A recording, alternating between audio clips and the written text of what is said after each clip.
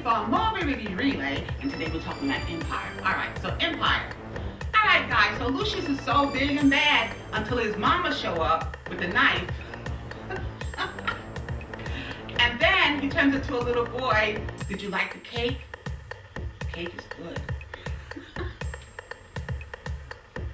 And I know I shouldn't be laughing at Lucious. He's in a bad spot. He's dealing with the real issue that's really serious, but this is a make-believe thing, so that's why we can laugh about it, is how do you deal with the mentally ill, right? Do you do what Lucious did, just throw him away, put him in a home, or do you try to bring him into your house now that Andre has outed him, and then try to, live with them and try to adjust your life to make their life, maybe a little bit happier if that's possible, But we see by the end of the episode that she's Looney Tunes for real. She's not playing. She's really, it's like a Norman Bates-ish type looniness. Like mother, da-da-da-da, mother, like that kind of thing. If you've seen Norman Bates, the movie fans know what I'm talking about. It's a creepy type of mother-son relationship. Okay, so Empire opens with Andre trying to develop a relationship with the grandmother. And he brings the grandmother to the entire family so they can all meet her. And Lucious is furious. Oh, he's had it. He says, "You don't know what you've done." He says that to Andre, And Andre doesn't, because Andre's broken himself. So yeah, he doesn't know what he's doing really. He doesn't understand his own mental illness, much less somebody else's, right? Okay, so here we go. Alright, so Cookie is the fixer now. You know how Scandal has a fixer? Cookie appears to be taking on the role as the fixer. So she goes to Lucious and she says, "Everything's gonna be alright, it's okay."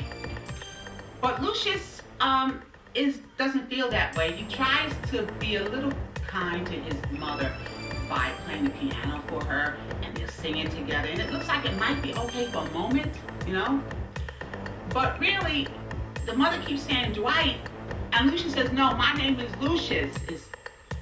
He's letting her know, "I'm not Dwight. Please don't go there with me." All right.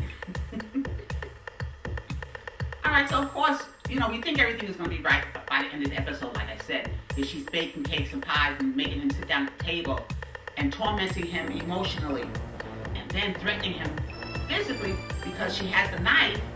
And anybody that puts a knife in your face, they don't have to say, "I'm going to kill you." But if it comes a certain proximity close, to your face, let's say from the face to where the point of the knife is, you're already threatened.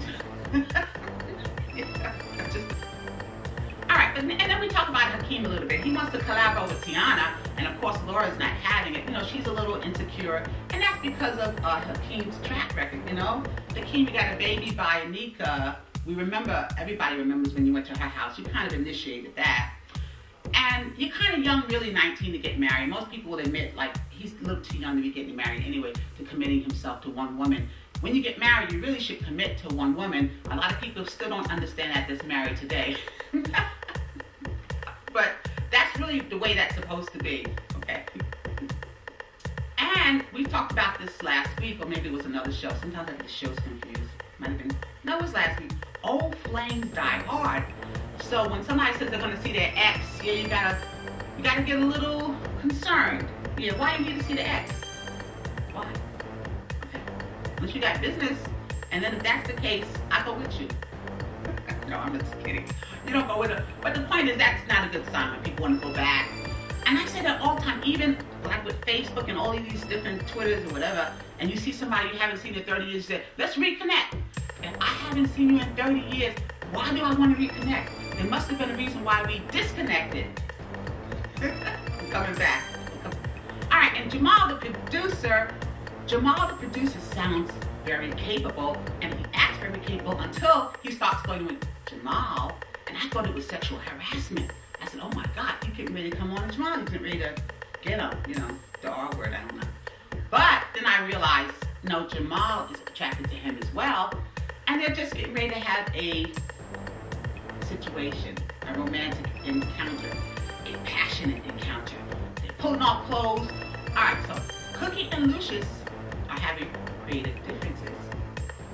Lucious and Hakeem are having creative differences. Lucious and Jamal are having creative differences. So the common factor is Lucious has created differences with everybody. He has trouble getting along with people. And it's his company. You can argue that that's his right. Well, it was his company.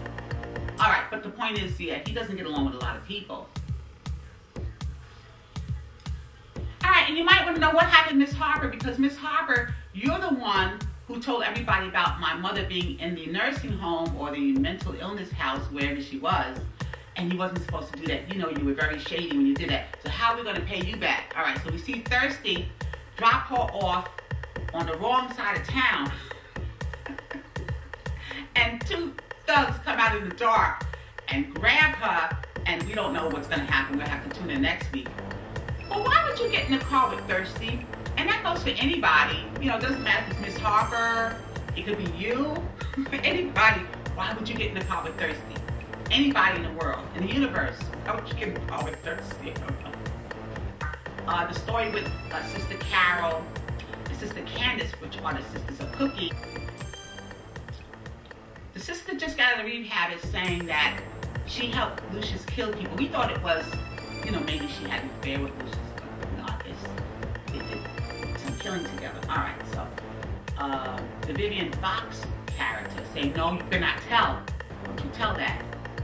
And the trial for the ACE Awards, the performance goes well.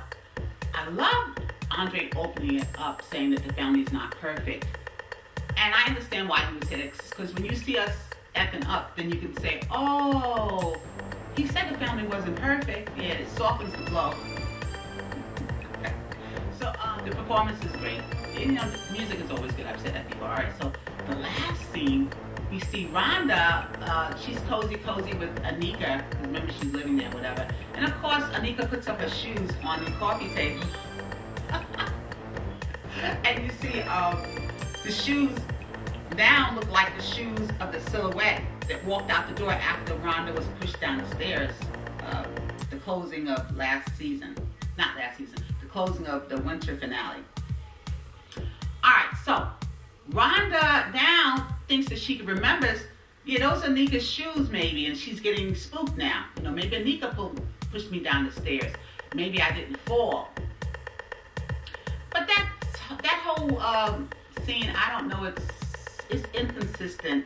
I guess they're writing it that way to keep us all guessing. But yeah, we'll see how it pans out. All right. So until we meet again, it's Renee Stanley for Movie Review Relay. God bless.